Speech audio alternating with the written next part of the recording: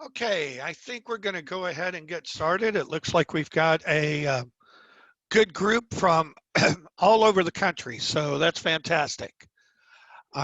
First of all, uh, welcome to this. This is our sixth session of our distance learning series, Ideas from the Field. And in this, we're just trying to recruit people from around the country who've been implementing distance learning, get them to share their ideas, how their approaches, a lot of the technology that they're using. And today we have Dr. Glenda Rose from Community Action Inc. of Central Texas, and her presentation is going to be beyond Zoom. So I know a lot of our programs have been using Zoom as kind of the core of their distance learning. And a lot of the presentations we've had so far have used Zoom. But Glenda in her program uses a wide variety of platforms, including WhatsApp, and she's going to be talking about how she uses those with her students. So this will be kind of a different flavor than what we've had before. We are recording this webinar, and so we'll send you out a follow-up email on Monday. It will include a link to the recording. It'll include resources sheet, so links to websites that get mentioned in the chats and the questions, or that Glenda mentions during her presentation. There will be a certificate for you indicating that you attended this webinar, and any other resources or information that that comes up. Usually we try to provide a transcript of the chat and of the questions and answers as well. So that'll be coming out on Monday. We're going to ask that during the webinar, you use the chat function to let us know about any technical issues you're having. If the sound quality is going in and out, things like that, let us know. We'll try to fix those. We're going to ask that any content questions, you use the Q&A feature to ask those questions. It helps us track those questions better and helps us make sure that we've answered everybody's question. And Glenda has, even though the workshop or the webinar is going to end at the top of the hour, Glenda has agreed to stay on so that we can go through and make sure everyone's questions have been answered. So that'll help us keep track of that. I did get a question about our recordings of the previous webinars available. Yes, they are. They're available in a few places. So one of them is on ProLiteracy Education Network, and I have a slide a little bit later with that URL. The other place that you can go to get previous webinars is proliteracy.org/webinars. And I'm going to rely on Patty to post that URL in the chat function. And what we have there is a calendar of webinars, upcoming webinars and previous webinars from ProLiteracy and New Readers Press. There's a playlist down at the bottom that will have all of our previous versions of this webinar, previous sessions of this webinar, and you can get the recordings there. Okay, so we have been trying to have these webinars every week, every Friday. We usually send out a registration email every Tuesday or Wednesday. If you've registered for one of the webinars, you are on our email mailing list, so there's no need to, if you're here, you'll get a notification about the upcoming ones. Next up, we have Literacy Lubbock, we have Literacy Council of Tyler, Texas, and Literacy Source in Seattle.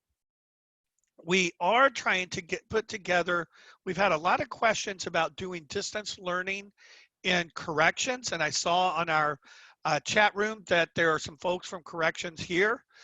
So I have a poll, and I'm going to ask you to, I'm going to launch the poll. You should see it. And I ask people to respond, and we're just trying to find out who is doing distance learning or trying to do distance learning in a correctional facility.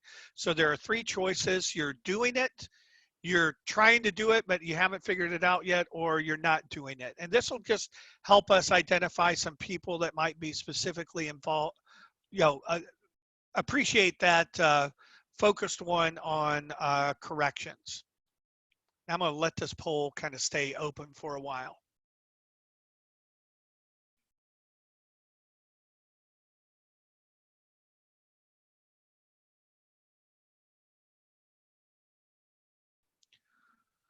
Okay, while that poll is open,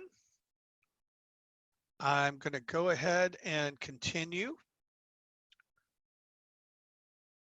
So, as I said, we post recordings of our previous webinars on ProLiteracy Education Network. You can go to proliteracyednet.org. That's the primary landing page. If you're not familiar with ProLiteracy Education Network, that page will tell you a little bit about what it is. It's just a website that's full of a lot of resources. The vast majority of them are free to everyone. On that page, you can create an account or you can log in.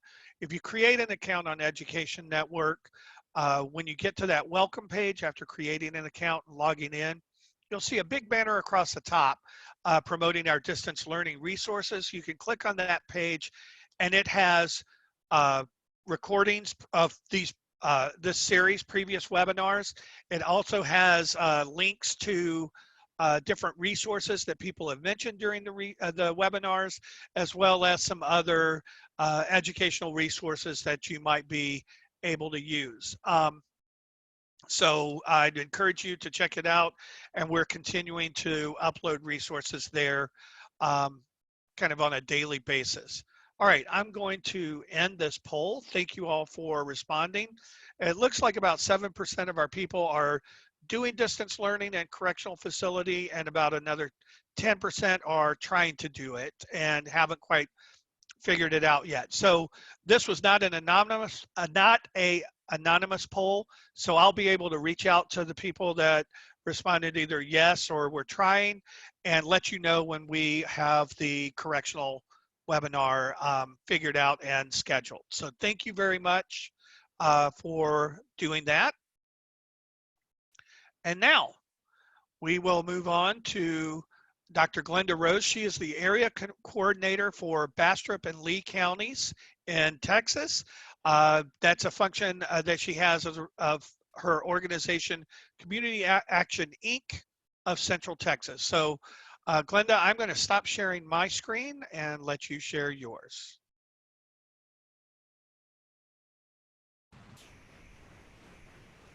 Okay. Thank you very much. So yes, this is me. I'm sitting in the middle of Central Texas, outside in a small town called Bastrop, which is probably 20 minutes east of the Austin airport. If you may know Austin from South by Southwest, which we didn't have this year. It may not have Austin city limits this year either, we'll see. And I've been doing distance learning for a long time, since the mid-90s. I am responsible for training my teachers as well as working with my students. So when the shutdowns happened and we were kicked out of our school systems and out of the Texas Workforce Commission offices, we went immediately to online. We lost like one day after spring break. And what we found was Zoom works very well for some people. So I want to talk to you today about the people that Zoom does not work well for and things that we can do to help them continue their learning process. My main goals is to give you some alternatives to web conferencing for live class instruction, and also resources for engaging activities online. I also want to talk about possibly the asynchronous or not at the same time class instruction, because that can also be useful. Before we get started, I always want everybody to breathe. You see it on the TV right now, they're saying take time to breathe. And with us, it's been such a fast and furious few weeks, trying to get everything up and running, and our teachers acclimated and our students acclimated to the new situation, in addition to dealing with all the other stresses associated with the shutdowns and the stay-at-home orders. So the most important thing I can tell you to do is to start slow. If you have not started already, just start where you are. Start with what you have. Don't change things too much. and just try to get something going. Also work on 1 or 2 new skills at a time. There is so much out there. You can get easily overwhelmed trying to decide what to use and what not to use with your students. You're constantly looking at new ideas that other people are doing, but my best recommendation, especially if you are new to distance learning, is to actually try just one thing at a time, 1 or 2. It's better for you, and it's better for your students. And then breathe. Just take a moment to breathe. It's going to be okay. The students are going to do fine. You're going to do fine. It just takes a little bit of practice. So, as I said, we started off with Zoom. I got my teachers who are mostly retirement ages, who were definitely staying at home, up and running on Zoom within a couple of days. It was a little more challenging for some of them than others, and so I actually paired teachers up so that I would have at least one technology strong and one technology apprentice in each class so that they could build their skills up while they were getting the classes going. But we did find that there were some students that just could not meet on the web conference for different reasons. One of the reasons is Bastrop is rural. Community Action has the federal grant for adult education for what we call the donut around Austin, which is the capital of Texas. So we have 9 very rural counties, about 7,500 square miles, more or less, that we cover. I'm responsible for 2.5 of those counties, and that's a lot of territory. They're very big areas with low populations. You have small towns where literally everybody knows everybody and is probably related to everybody. And then larger towns like Elgin and Bastrop, where you have larger being about 10,000 people. So still very small towns, just not so small that everybody knows everybody. But because it's rural, the internet abilities are very unequal. If you live inside the city limits of Elgin or Bastrop or LaGrange, one of these smaller towns, then you probably have decent internet. But most of the people in the counties live out in the county, outside of the city limits. And once you get outside the city limits, your quality of internet goes down a lot. We have students telling us that they were going out and standing in their front yard to use their telephone. And so that makes it very difficult to join a web conference that has this live streaming. You have download and upload going at the same time. And it also just is a big draw. And if you don't have the cell towers, if you don't have the internet out there, then you just can't do it. And this is not, by the way, necessarily a socioeconomic situation. I have several friends who have very large houses. My house could fit in their house, that because of where they live, they just simply do not have internet access. And right now, because of the demand for internet, a lot of the providers that normally serve the rural areas are not taking new customers. So it's made it even more difficult for them. Another thing is I have a lot of students like you who are now stay-at-home parents doing homeschooling. And so that takes their time, and the kids may need to use the phone. I have one person who responded that she can't join the classes because she has 5 children, and they're all using her cell phone, the only device in the house, to get on to the school system. So that makes it impossible for her to join classes. We also have some people who have limited data, and live streaming and video conferencing uses a lot of data. You just cannot support it for a long time if you're not on Wi-Fi. So that's also been an issue. And then also we've had just people who are overwhelmed because of being at home so much. There's so much more work to do. There's more laundry to do. There's more cooking to do. There's more cleaning to do because everybody's home and there's more things getting where they need to be cleaned. So that's also been an issue. They just could not find the time to cut out an hour or 2 of their morning or their evening to attend classes. And then we have people who are working, and they're working either weird hours or more hours depending on their job. And so that has made it a little difficult for some of them to do web conferencing. You can't web conference while you're on your job. So we had been calling, we stayed in contact with our students. We called them, we texted them, we had them on WhatsApp. We sent letters by snail mail. So any way that we could get a hold of them, email, we've contacted them to find out what's going on. And that's how I know what the different situations for our area have been with the web conferencing. So my thought was, can I conduct a class just on a texting platform, a social media platform? Now, I had taught for a company for several years on Facebook, and up until this really started, I was continuing to teach on Facebook, just a free class, an ESL class. So I knew that was possible. I've been in Twitter chats, and I know that you can do Twitter chats for classroom purposes, and you can do, if you're looking for professional learning, those are a great way to do professional learning for yourself, is to join Twitter chats. And then because my students were already on WhatsApp, and I knew that I could teach a class on WhatsApp because I failed to cancel a class and I had to teach a WhatsApp class from an airplane one time. So I knew it could be done.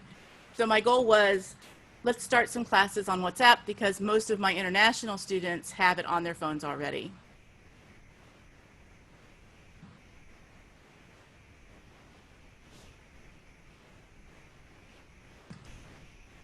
So when you're thinking about starting some new class, some new style of class, new modality, you do need to find out what you need, what equipment do you have, and what do you need. Well, most of these, you need a phone or a desktop. You can do Twitter and WhatsApp and Facebook on a desktop. I will recommend as a teacher that you conduct the class from a computer. It is much more difficult to conduct the class on the phone. There are some things you can only do on the phone, but for the most part, I would recommend using the desktop apps. You also need to find out where you can get more information, tutorials and videos about how other people are using it, and then also who can you practice with. My best suggestion for practice is find your most challenged family member or friend when it comes to technology. Those are the best people to practice with, because if you can get them through a little lesson, then you will probably get most of your students through a lesson too. And this is some suggestions for finding information. Edutopia has, oh, it's going to open somewhere. Let's see where it's going to open. Edutopia has always got great articles about education, but they have a whole section right now on online learning that a lot of it is seeing what teachers have created and how you can use phones for distance learning, which is another option, and just all kinds of wonderful things that you can read about and get good ideas from other teachers what they're doing. Tech and learning is probably where I get a majority of my ideas. Everybody asks me because I am a coordinator and I also teach, and I also am an adjunct with Texas A&M University, and I also do a couple other things, how I keep up with the technology. Tech and Learning has a free magazine, and that is where I get most of my ideas. It tells me what other teachers are using in their classrooms and how they're using it. So I don't have to come up with my own ideas all the time. And they have a whole section right now on remote learning. So that's another good option to look at, Tech and Learning. The EdTech Center with World Education, they right now have a whole section also on distance learning, including some real basics about how to get started, everything from recruitment to assessment and everything in between. So that's another good resource for you to look at. And then finally, the TCEA is our Texas affiliate, excuse me one second, Texas affiliate of ISTE. ISTE is the International Society for Technology and Education. TCEA is Texas Computer Educators Association. You do not have to be in Texas to be a member, and it's a lot cheaper than ISTE. But they have a huge number of resources that you don't even have to be a member to get into. If you come down here, you'll see all these videos that they've already done, things about Flipgrid, about Zoom, and how to make your Zoom settings correct for your classes, using slides and Google Slides and all kinds of crazy things. If you're a member, they have additional resources. I had this tickle in my throat, and because of the pandemic, I'm afraid to cough because somebody might think I'm sick. But it's just the humidity, actually, in talking. So that's why I keep stopping, is I have to get a drink of water so I'm not coughing on you.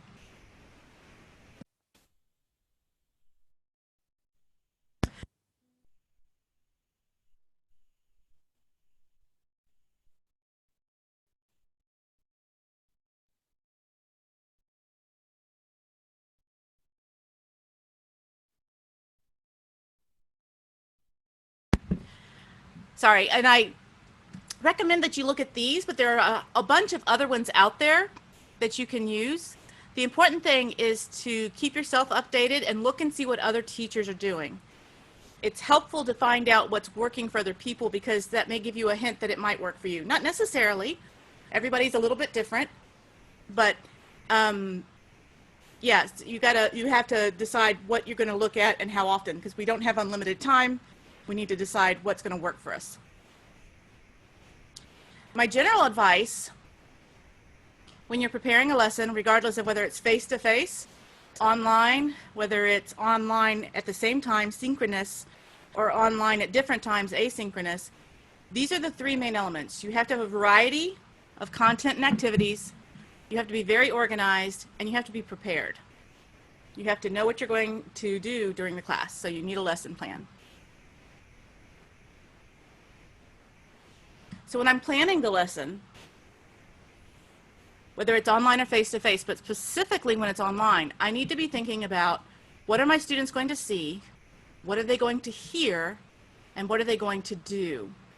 And this is particularly important when we're talking about doing a class on, for example, WhatsApp, which is what I'm doing my classes on right now. So I have to plan ahead to make sure that I have the images that I want to use. So this image is from a very old book back when I first started teaching. I think it's around 1987, I think. It's called Speaking of Pictures. It's out of print, so and my pages are very old, but it's a really good way to work with ESL students about, tell me about this picture, what's going on, what do you think he's saying, what do you think she's saying, or what do you think she's thinking, what's wrong with the apartment. So I have a picture for them to use for the class. I also have audio files. Hint on WhatsApp, do not load them as files, load them as videos. There's a good hint for you. If you are sharing audio files on WhatsApp, share them as videos and then they will play directly in WhatsApp. They don't have to download the file to listen to it. That's kind of neat. So here was an audio file from a series that we use, and the question below was them listening and just filling in the blank.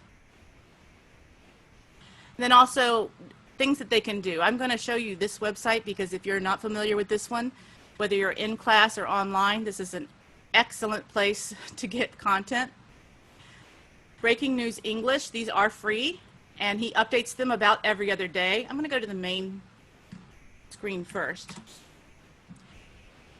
He alternates them.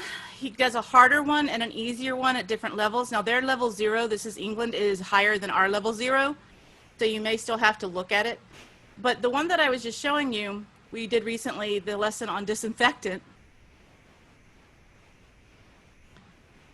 And there's a couple of things I want to show you here. One is there's a 2-page mini lesson, which is what I posted in WhatsApp. So this little tiny mini lesson has the article, it has a writing prompt, it has chat ideas, true and false, synonyms, it has a discussion question series, it has a role play, which I like. And most of these things work very well, whether you're doing them in Zoom or whether you're doing them on a text base like WhatsApp.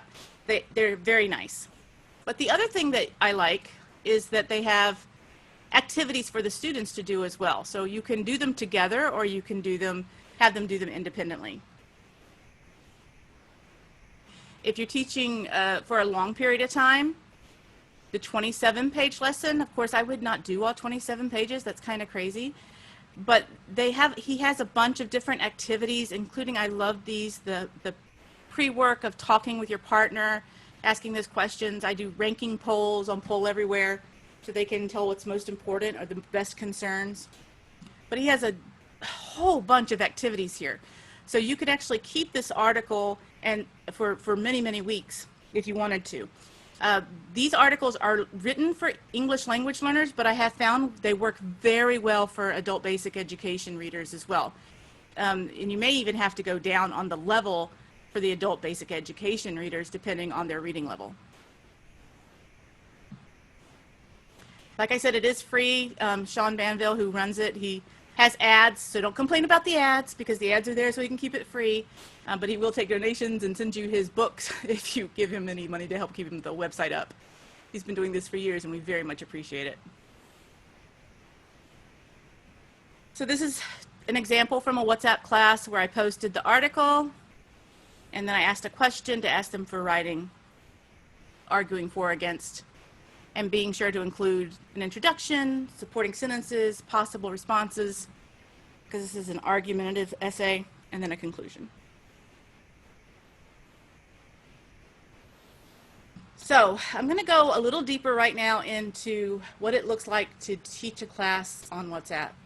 I thought about creating a group for you guys so we could just practice it, but I think I'll just talk about it. The first thing I would recommend is getting the WhatsApp desktop app to use for teaching.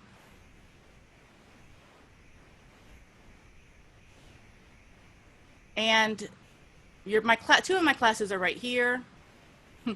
This is a GED class. I only had one student this morning, but we were talking about mitosis, of all things, and how it relates to cancer.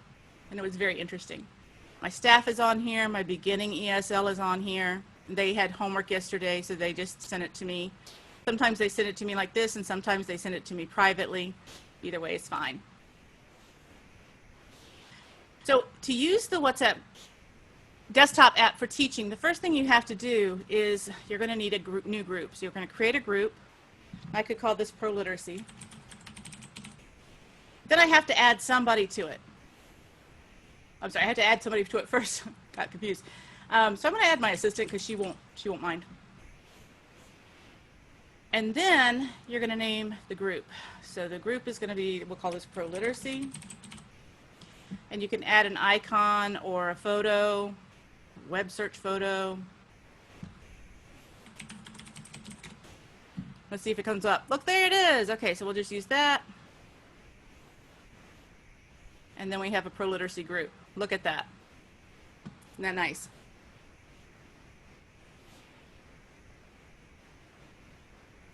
Once I have the group, I need to set it up. Okay, so I'm going to come over here to the group info. I can add more of a description. Anything that I share in here, any media, links, or documents that I share in here will show up in this section. If I don't want to be bothered, and I have one set of students that just talk on WhatsApp all day, and a lot of them are Europe, which means that's my all night. So yes, you can mute notifications for a certain amount of time if you want to. You can star messages so you can get back to them quickly. And then you do have some group settings that you can do. Then you can add a participant, or you can invite group via link. So I could actually invite you guys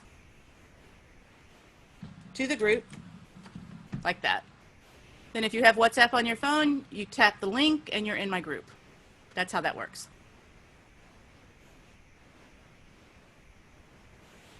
If I want to make somebody else an admin, I can go down here and I can make them the group admin. I can also remove somebody from the group if they are a problem, and when I go to the link, if I remove somebody, I can revoke the link so that they have to get a new link from me to get back into the group. So a little bit of control there. Notice that the messages are sent end-to-end encryption, which is great when you're talking about students, but you do need to remind adult students that when you join a group, people, if they do not have them in their contact list, they're going to see their phone numbers. So they need to know, if they don't already, that when they're in a WhatsApp group, people can see their phone numbers to make sure that they understand what information they're sharing as they come as voluntarily part of the group.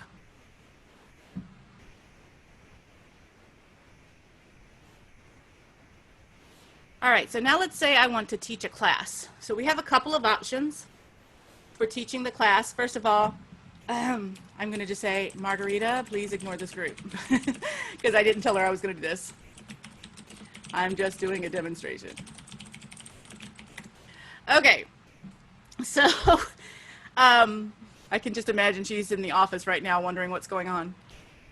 So if I want to start a class, the first thing I have to do, if I'm under grant funds and I need to prove that my students are in class, the first thing I would do is I would say, please sign in. And the students would come in and they would put their names, it's time stamped, and then I can go ahead and have a record of who's attended at what time. And when they leave, I ask them to say goodbye for the same reason that I can say what time they've left. Okay? And then I can start a discussion. How is the weather in your area? Let's do something basic. There she is. And they would be fine. Usually I ask my advanced English class to do these demonstrations with me. They never mind. But yeah, it's only about 8 o'clock in Europe. I could bring them over. But let me just go on with this. So now let's say I want to share a file. I want to share a document. I'm going to share, let me go to my Dropbox. I have a folder called Curricula. Let's see if there's anything in reading that would be good.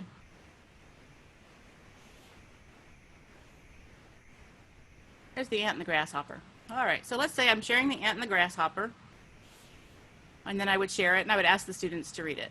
So the students will be able to download it to their phones or their other devices. Okay? I can also share images. So if I have an image that I want to share, I can go to, let me say, tell me about this picture.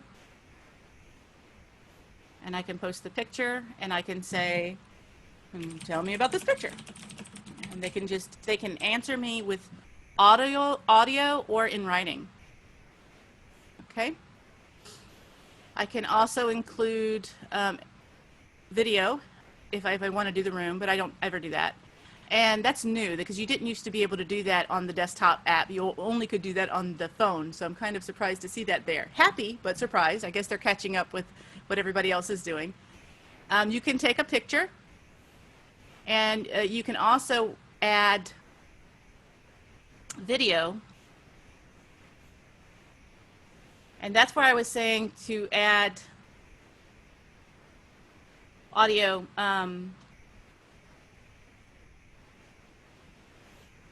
files. You're going to add them as video for them to work. I don't know what I want to share with you guys. Christmas music? I don't think we'll do Christmas music. What's Tim McGraw got on here? Live Like You Were Dying? That's a good one. We'll do that one. So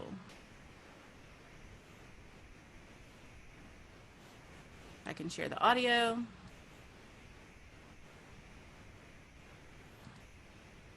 See how it shows up as a player instead of a file? Are you seeing the PowerPoint or my WhatsApp? That's a very interesting question. We're seeing your WhatsApp screen. Okay, That's thank you. your PowerPoint. I got scared there for a second. Okay. So those are different things you can do. I can also record. This is a test of the emergency broadcasting system, and then my students would be able to hear it on their devices. This is a test of the emergency broadcasting system. I really wonder what Margarita's thinking right about now.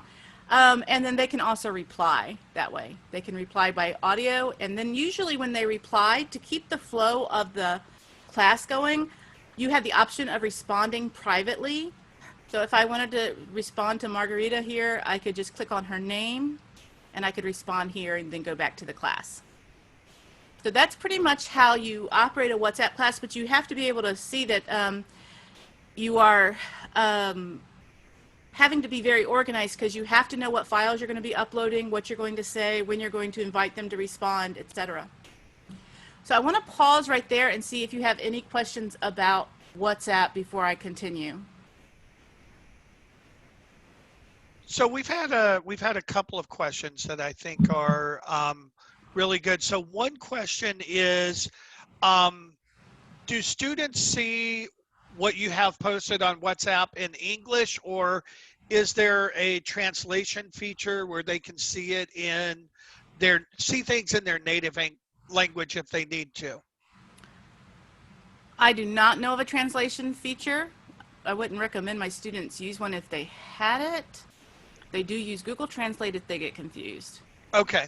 Okay, so they can use Google Translate, but they're pretty much seeing things in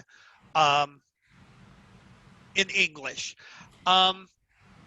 Is the WhatsApp desktop app and the app that students use on their phone, both of those are free, correct? That is correct. And do you need to know students' phone numbers or anything like that to have them use WhatsApp? No, not initially, because I can send them the link, right? Mm-hmm. I can copy the link and I can actually put it on a piece of paper or send it in an email or send it any way I want. Once they join the group, though, I am going to be able to see their phone numbers. Okay, so you can see their phone numbers, but you don't need their phone numbers to begin with. You just need some way to get the link to them. To get the link to them, and then they create an account, and then you would need to know what their account is, or you would need to send them the link to join your group. Right. When I send them the link, it's going to walk, if they don't already have an account, which most of my students did, which is why we went to it, then it automatically joins them to the group. Great. And it's a pretty common thing especially for ESL students to use. My understanding is that a lot of them use WhatsApp to communicate with folks back home. Is that your experience? Yeah, that's exactly right. And I also have a lot of teachers who do international travel that have it. So when I travel internationally, that's how I communicate also. Okay. Let's see. I think there's a question about video. So you're able to share images, but are you able to share video, or is it just the link when you share video? Well, it depends. If you're sharing a YouTube, then you're probably going to share the link, right? If I'm sharing an actual video clip, see, I don't even know if I have any videos on here. Let's see. Oh, I do. In curricula. Where's curricula? Dropbox. Curricula.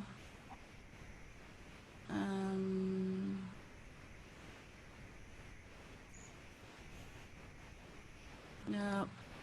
But yeah, you can actually, if you have the file, the MP4 or however you have it, I don't know if it does Windows Movie, but it will actually do the videos for you. And if a student is opening up a YouTube video through their WhatsApp app on their phone, does it then open up the YouTube app, or are they able to view the video still in WhatsApp? Do you know? Because the size of files of videos, I don't normally, see that one's not, it's a Windows Movie. I don't normally put the whole video in there. I usually do it by link. But let me show you, as long as we're talking about what does it look like on the phone, I'll show you what it looks like on a phone here. Possibly. There we go. So I'm sorry about the glare. Is the light on? Okay. So this is the group that we just created. This is what it looks like on a student's phone. You can tap on pictures to make them bigger. Turn them sideways. Mine's on lock, so it's not going to do it. You can tap on the audio, and they don't have to download it. They can actually, mine's on mute right now, but you can actually play it within there. If you load it as a file, they have to download it. Okay? And they can hear audio fine. Just one of you joined the group. I see that. Don't want to be sharing your phone number with everybody. So the only other thing I want to show you on the app itself is usually when I get to the end of the lesson, what I will do is I will export chat, and that is, and I'll do it without media for space. I will do that just to have a record of it for grants if I need to prove the student's attendance. You know how monitors like to have, auditors like to have proof. So I keep a copy of the chat, and then when I'm done, I actually go here and I clear the chat, And I'm starting with a fresh page. Glenda, can you do us a favor? Can you post that ant and the grasshopper story again, and then show what it looks like, the story looks like on a student's phone?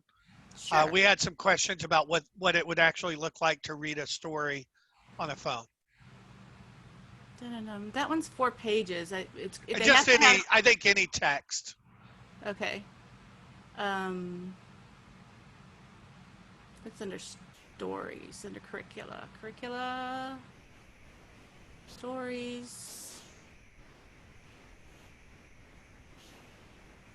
Let's do the blind There it man is. and the elephant. You want to do the ant and grasshopper? That's fine too. I'll do that one. So you want to see what it looks like on the phone. So let me go over to the phone. Yes. Wait for it to load. You have to have some sort of PDF reader on your phone, of course, but most phones do. And so that's what it looks like on the phone. Okay, so they can blow it up if it's difficult to read, or they can turn their phone sideways to make it easier to read. And then if it's an exercise sheet that you want people to do, they would just be able to see the exercises, and you could have them respond in the chat or respond orally or make a recording of their response. Right. Is that how you would get people to respond to an exercise? Normally, yes. Normally I have them. They don't have printers typically, so normally I have them just respond on their own paper, copy it down to their own paper, and like the ones that I showed earlier. Or I have them, if we're in live class, go ahead and just answer in the text or with their voice. Okay. And then we had some questions about students sharing writing. So let's say they're writing in a journal or something like that. How do you have them share their writing, through WhatsApp or something like that? Typically, they're going to take a picture of it and send it to me. Okay. And they would just take a picture and then send it as a file to WhatsApp? Yeah. Like this.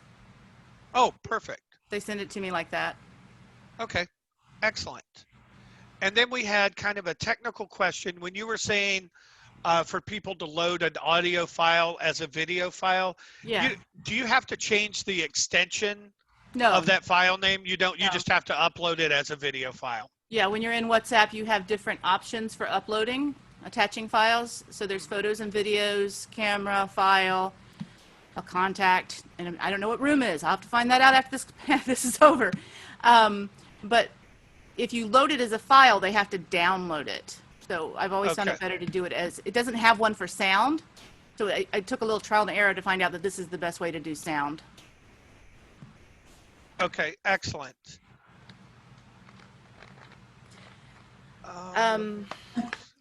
Glenda, there is a question. Would other students see other students' phone numbers? Yes, that's what I'm saying. They have to know, if they join the group, that their phone number is going to be shared with everybody else in the class. Now, in most of the cases, we already had WhatsApp groups for the classes, and so they already had each other's phone numbers, but you do need to let people know that ahead of time. So whoever this is, if you don't want people seeing your phone number, you can always, get rid of it. I can also delete the group when we're done.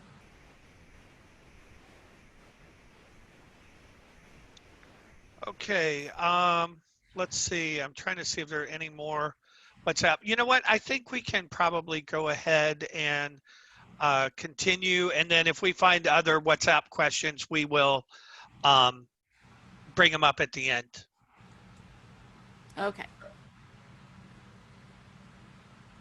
I do think it's important, however you're teaching, that you have a set schedule and that you have a set routine. The students know what to expect when they first come in, sign in, warm up, lesson, and their next steps. That helps them feel safe and that they know what's going to happen. And especially for our ESL students, they need that kind of security, that they know something of what's going on. Okay, something new I've been trying is mainly for my HSE GED students. So I found WhatsApp works very well for international students or international travelers because they already have it on their phones. Most of them already have it. But it was not working as well for my HSE students who are having the same problem, right? They're having the same problem because they can't connect to the web conference and stay online. They just don't have the connectivity. So what I tried to do was a Zoom class that I live streamed to a YouTube branded channel. And Todd asked me the other day how I did that, and I just fumbled my way through it. I was just I knew that you could live stream on YouTube. I knew that my Zoom account had an option that said to live stream to YouTube. So I just kind of clicked around until I figured out how to do it. Then we did a practice run with my colleagues, and then we went live with students. Let me show you what that looks like. I need to go to my other me.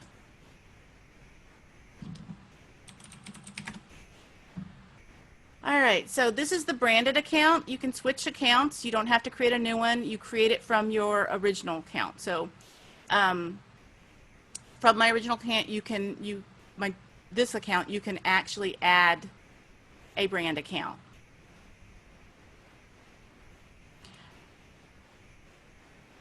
Once I had the brand account, then it was just a matter of going to the YouTube studio and figuring out how to make the live stream active. Once I made the live stream active, here's the live stream go live button. You can actually do this, you don't have to do this through Zoom, you could do it directly from the web camera. We just started this, so we don't have a lot of videos. What's interesting to me is that we had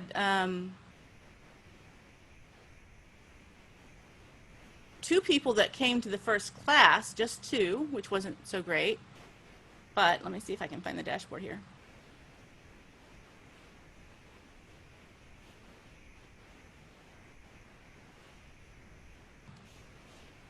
But after the class, we had 13 other people view. It was on fractions, adding mixed fractions. So, yeah, and when we talked about doing it on Twitter or Facebook or YouTube, my question always is, what are the students already using? For my ESL students, WhatsApp was the thing that they used. So they're the ones who got me on it. I didn't ask them to add it. They asked me to add it. I think most of my younger HSE students are on YouTube more than they're not. And it doesn't seem like it would be much different from live streaming, web conferencing. But the difference is when they're doing a live stream on YouTube, they're only watching, so they're not having to transmit anything, so you don't have it both upload and download speeds. So there's not as much bandwidth required. And they use the YouTube chat to interact with the class. So this was the new one that we're trying. My next thing might be to try it on Facebook for some of my ESL and some of my older HSE students.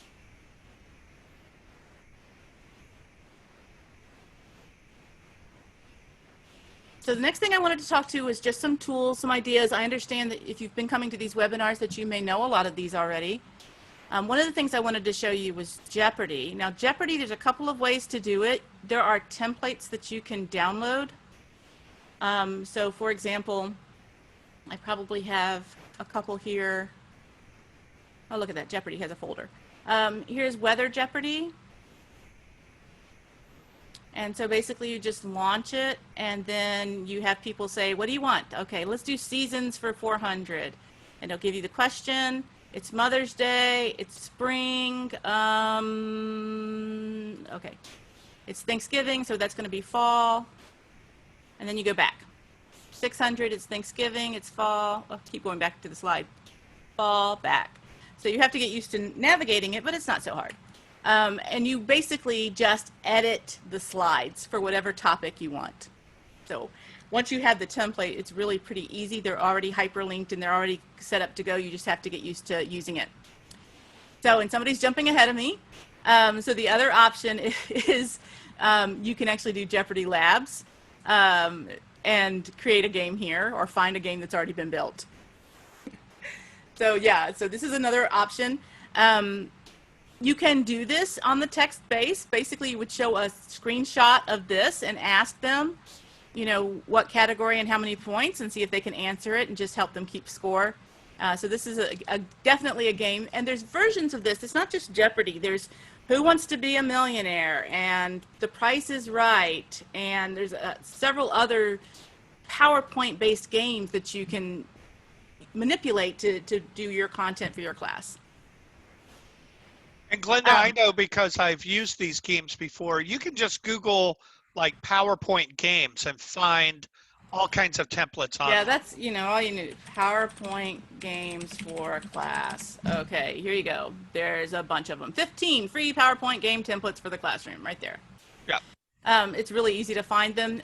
There's one place, I think LifeWire may be the one that actually reviews them for you. Yeah, what they liked and what they didn't like. That's a good place to start if you've not done them before, because it'll tell you what other teachers thought about those templates before you use them.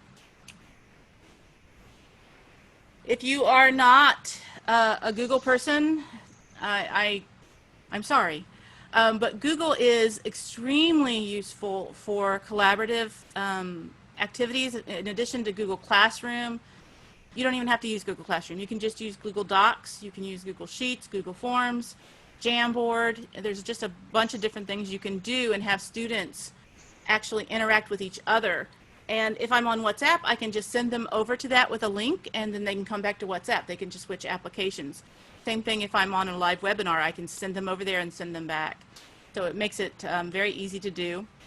This website, the Teacher Center, if you have not visited it, has, not only does it do training, but it shows you what other teachers have done with the different tools, everything from science to book reports and math and everything in between, HyperDocs. So there are a lot of opportunities here to see what teachers are doing that works. If you are really anti-Google, Microsoft has the same thing.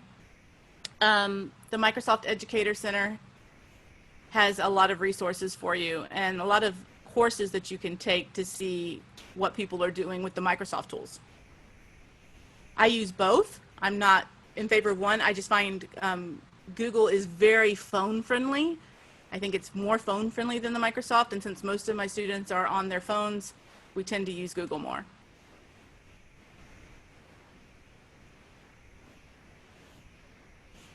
I think you probably know about Kahoot and Quizlet, so I'm going to leave those off. Goosechase, if you haven't heard of Goosechase, it's basically a scavenger hunt system, and students, this is something they can do. I used to do it before Goosechase just with a list of things for them to find and points associated with it. Flipgrid allows them to post videos and respond to videos. And I think my dog's telling me it's time to end the webinar. Padlet, I think you guys have already done. And you can always have students share their own photos, their own stories, their own videos. This one makes me laugh because we were studying the irregular past tense verbs, and she made a necklace out of her flashcards for the irregular past tense verbs and was showing me how she was wearing them to practice. I thought that was cute. If you want to organize your content, if you have GED students that are going to go to college, HSE students, I recommend Course Sites because it's a Blackboard product. And this is assuming that you're not an organization that already has your own learning management system. But because Course Sites is free, and it has the integrated webinar Blackboard Collaborate included in it, so it's a great place to start for our HSE. For GED students, for ESL students or lower level ABE students, I tend to use Schoology or Google Classroom because it's a little easier. And you can always just use a Dropbox, like you saw my folder here. I just have all my content in a folder called Curricula, and I just, keep everything there. It keeps me organized. Canvas is another learning management system that you can get for free.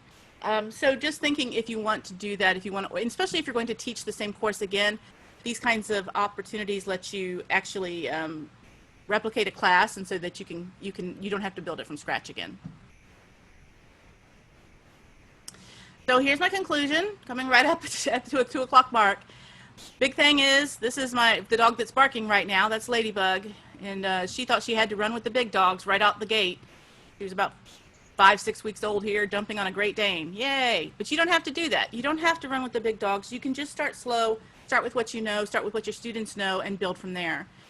When you get comfortable, just like at the gym, when things start to feel lighter, it's time to add weight. It's time to try something new. I've been doing this a very, very long time. I'm always trying something new. It makes me a better teacher because I'm always learning, so I'm modeling learning too.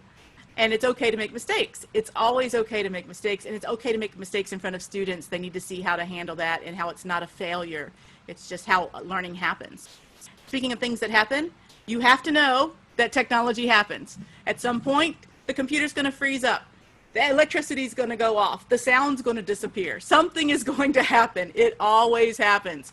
The only difference between a tech-savvy teacher and a non-tech-savvy teacher is we know it's going to happen and we don't get upset by it. We just go to plan B. We text our students or do something else to let them know either class is canceled, I'll see you tomorrow, or we'll come back, and then enjoy the journey. So I think that's the most important thing we can do, is just have fun with our students so that they enjoy the class also. So here's the dogs. They're all asking if you have any questions or comments. So thank you, Glenda. Let me just say, I know we've got a couple of minutes before some people may have to go. Glenda has agreed to stay on for a little while after the top of the hour, so we can make sure everybody's questions get answered. For those of you who have to get off, thank you for coming and have a great Memorial Day weekend. For those of you who don't have to get off right away, you're welcome to stick around and listen to Glenda's answers. We're going to ask that you not add additional questions, if at all possible, or else we'll never be able to send Glenda on her way.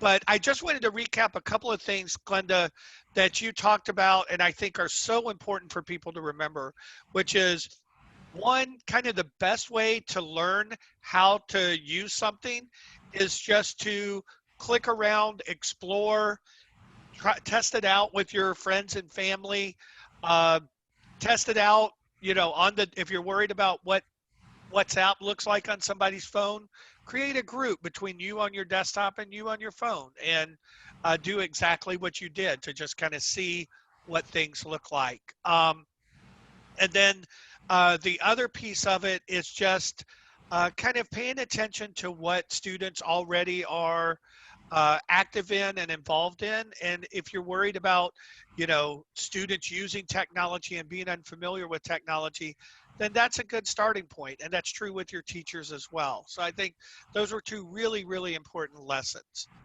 So I'm going to say thank you, and then we're going to go ahead and continue with the questions, because we've got a lot of really good ones. All right, so I'm going to start up and just ask, we had a question about how many people does your program serve? You talked about it serving 2.5 counties and rural areas, but actually how many, and what's the breakup between like ESL and high school equivalency? I haven't looked at the numbers lately, but typically on my roster, I have around 400 students. The organization has between 2,000 and 3,000 every year, because it's rural. We're not that big. Breakup is probably the majority are ESL students. It's probably 60-40, something like that. Okay. And then, so there was a good question I thought about. Hey, here's one of my teachers there. About kind of consistency. So the question was in general, like, what have you prioritized keeping the same, like instructional hours, schedules, things like that? And where have you allowed like greater flexibility? So, you know, if teachers are, you know, kind of have more flexibility in the materials they use or the topics that they cover, if they have flexibility in the technologies that they use, and how are you assessing success if you're promoting that sort of variety among classes? Okay, so our organization does have an adopted textbook, and when we went from the classroom to online, I asked the teachers not to change anything for the first 2 weeks. Basically use the same class presentation software, use the same books, basically the same methods as much as possible, mimic what we were doing in the classroom. Now, once they got more comfortable with doing those online classes, they would come to me and actually say, hey, I need some ideas for how to get more engagement. And I would give them some suggestions, some tools. And one of my favorites is after I had a 30-minute session with one of my teachers, and she came back and she said, I had a great class and I didn't suck. And it made me laugh, because, you know, we all feel something new is difficult, like we're, you know, pulling teeth trying to get it going. And so just having a couple of new tools helps. So adding those one or two tools when you think you've got the basics down is very helpful. I don't really tell my teachers what they have to teach or not teach. I trust them. I do pop in, and if they need help, I will definitely help them. But as long as the students, we are still doing testing, we do remote testing. As long as students are making progress in that teacher's class, I'm happy. Okay, great. Another question, do you have like a kind of a set number of students that you have in a WhatsApp class? Have you found that there's kind of an ideal or a number that is way too many, or no? You know, that's a great question. Because it is fast, it's text back and forth constantly, which is one of the reasons I respond to them privately so that the thread in the main room isn't so long. I find around 10 people at one time is all I can handle, and I type 100 words a minute.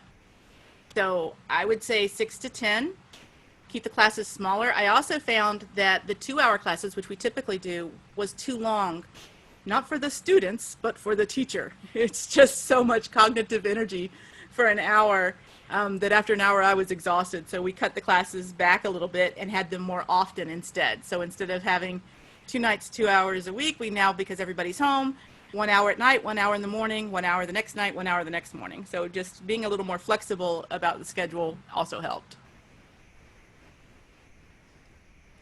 Glenda, there is also a question about sharing slideshows or even PowerPoints using WhatsApp. Would the animations work, or would they need to have some other converter to just get the audio only? Okay, so if you were going to do a PowerPoint slideshow on WhatsApp and you were not going to do it, okay, I'm trying to think the best way to say this. So you can record a PowerPoint slideshow to self-play with timed animation. If you wanted to do it that way, then it basically is a video that the students would watch. Okay, if you were trying to have interaction, for example, I use the Azar grammar series quite a bit. Then I would probably take the PowerPoint, I'll just pick one out randomly, and if I were going to put it into my WhatsApp, I would either save each slide as pictures, where you can go over here and say File, Save As, and then save it as Ping, Portable Network Graphics. And it'll ask me if I want to save that one file or all slides, and I would just save all slides. I would not include animation, because what happens with animation is it's going to show all the objects at one time. If you're going to do animation, when I was creating content for some of the bigger name programs, what I found to do is just separate the slides out. So instead of doing the animation on the slide, have the slide the way you want it, and then the next slide, let me get one here. For example, here, trying to look for where they have practice. Okay, here we go. See how this is like this? I wouldn't have it like this. I would have multiple slides for that information. I hope that helps. Thank you, Glenda. That was actually a great demonstration. There's also another question in regards to privacy issues with the students, or any concerns that you have had in the past. My only concern is that they know that when they join the group that their phone number is going to be shared with everybody in the group. They're adults, they can make that decision. I don't force them in the group. They have to click on the link and join themselves. If they were younger, I'd be more concerned. If they didn't already use WhatsApp, I'd be concerned. But generally, I just make sure that they know that before they join the group. Be aware, when you join the group, everyone in the group will be able to see your phone number. Kind of a question related to that is, have you had any issues around students using the WhatsApp group to communicate outside of class? Is that something you would worry about, or is that a good thing? Like, if they're not soliciting things, I mean, I had one time where I felt somebody was inappropriately posted something to the class that was a request for funds of some sort, like for same thing you would do in class, like raising money for their kid's soccer game or whatever. But we just set the ground rules. Look, we're not going to be asking for money inside of here. So if you want to do that individually and talk to each person, that's fine, but you're not going to do that with us. But no, I like them talking outside of class. That great English group that I was talking about, they're probably the most vocal group I have. She just had puppies. Okay, I clicked on the wrong thing. But so they share pictures of puppies, and they share pictures of things that they just like, and they send pictures of grandchildren, and they're always sharing something. And that's fine. I'm glad that, community is what keeps students in class, keep them engaged with each other. It's one of the big predictors of success. So I want them to develop community and feel comfortable doing that.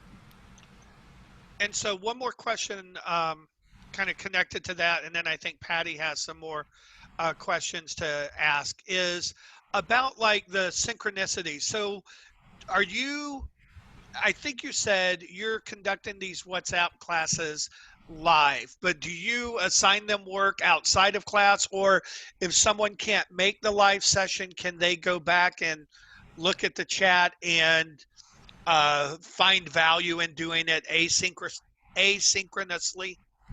That's a really good question. So initially, when I started the classes, I would clear the chat immediately after class. And then a couple of times I forgot, and I heard back. Actually, they called Margarita, my assistant, they called her and said, ask her not to delete it right away because we go back and look at it after work or whenever we get a chance.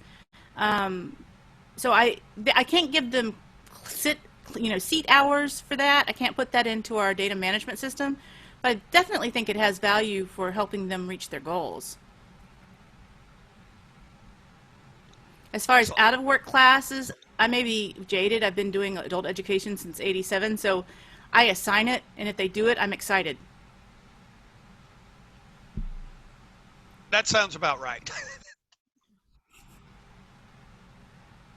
There are several questions, but this might be for different platforms, and I know you might have different methods for each. But there are questions, for example, once the classes are completed, how are transcripts and credits processed? And there's one specific for YouTube. How do you take attendance to do live stream class via YouTube for grantor purposes? So I know you mentioned that WhatsApp, you ask them to sign in, sign out. So anything you would like to cover in general, how do you take care of attendance, create, transcript, give credits overall with your courses?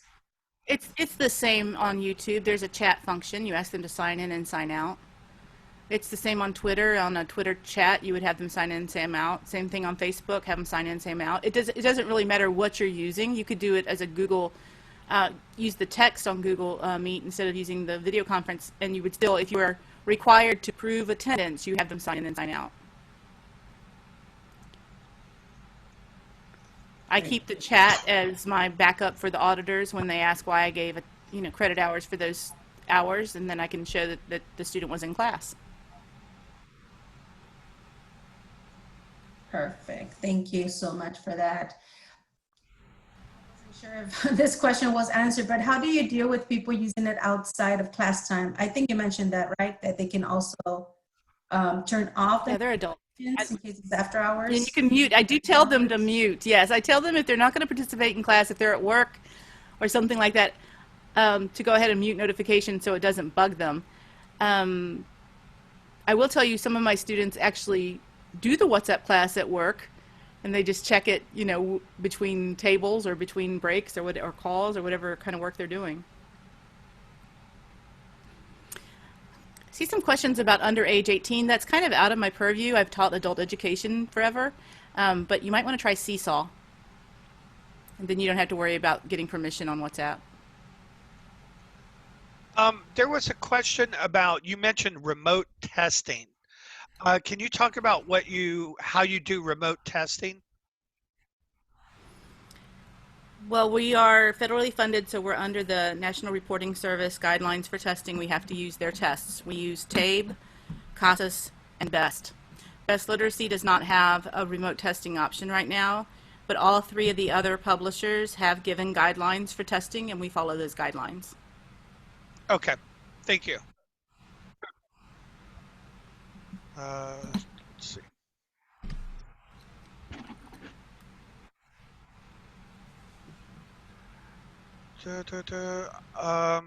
Oh, here's a good question. Is there anything online that you absolutely regret downloading?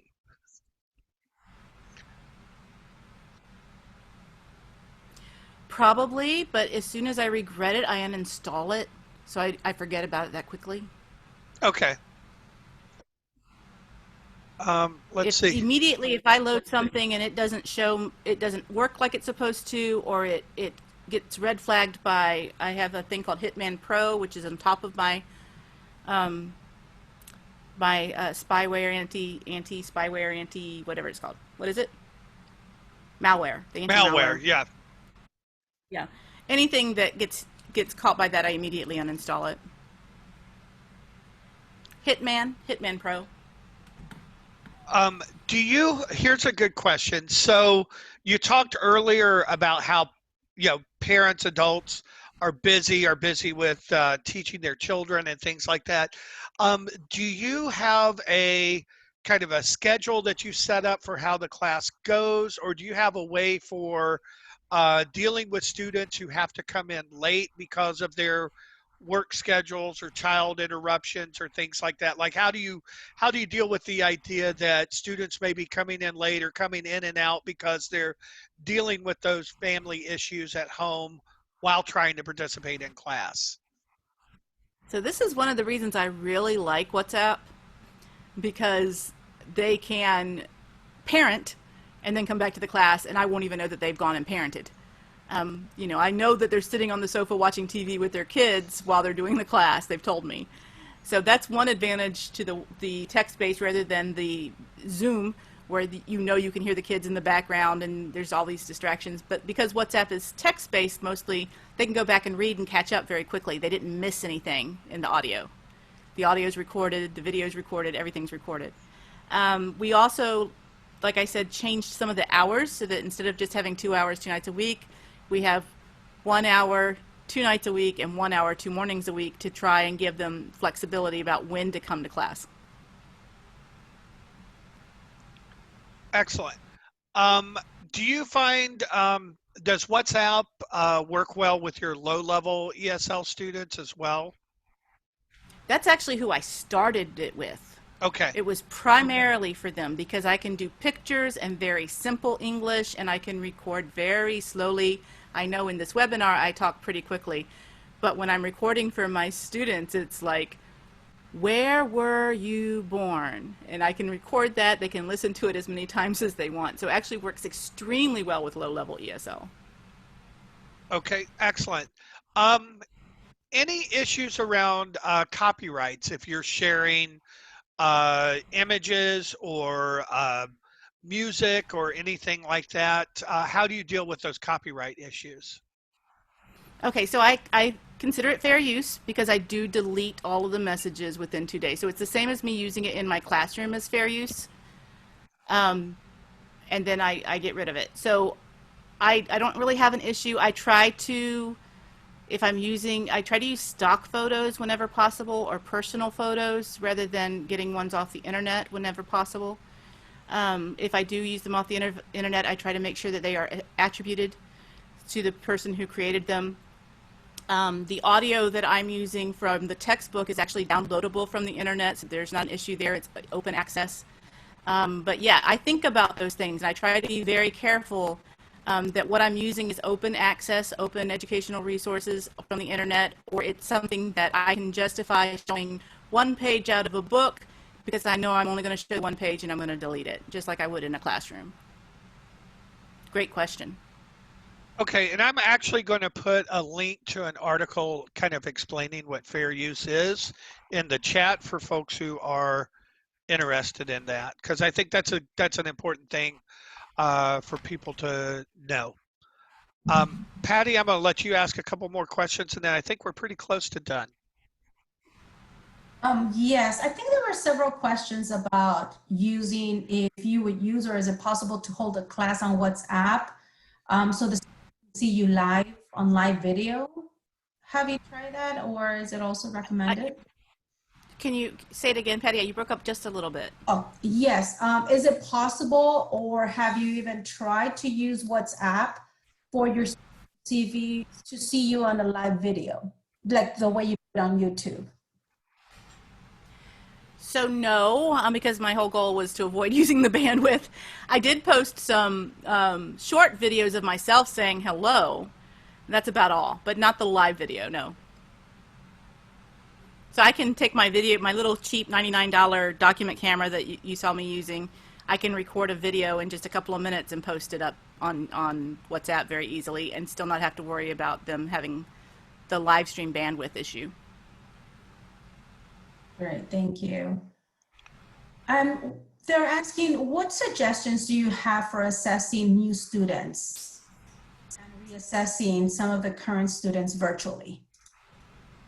So we are we talking about placement testing or formative testing?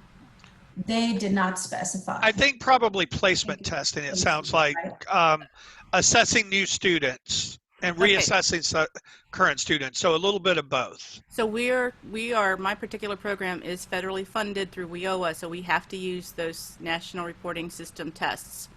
So that's how we test new students. Oh, Seesaw. You're trying to figure out Seesaw? Seesaw, like the little game when you were a kid. I know a lot of my friends who are K-12 teachers, they use that because it's kind of like Facebook for kids.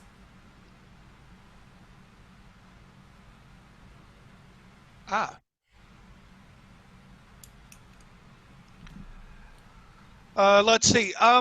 Here's a kind of a policy question, I think. So what do you do if there are, like, how do you count hours if there's a technological problem, you know, in the middle of the class? Either you have one or the students have one. Well, that happened today, actually, in the GED class. So I had a 30-minute break. It wasn't really a tech problem. It was my boss called in the middle of the class. And so I just deducted the 30 minutes out of it. I could see from the chat when the chat stopped and when it started again, and just took that time out of the record. Okay. So here's a question about, and I'm not sure I really understand that. So I'm gonna try to read it. So we have a monthly forum where today's discussion was related to literacy lessons for families with multiple age children. Do you find that there's a tool that's more effective for than others for approaches with families? So are you doing, I think, family literacy at all? Are you doing families or working with families that have multiple age children? They're looking for, it says they're really looking for options to help navigate the digital divide. So maybe if parents have different age children that maybe can support them using technology, have you found one that is more useful, or maybe the kids know how to use it if the parents don't know?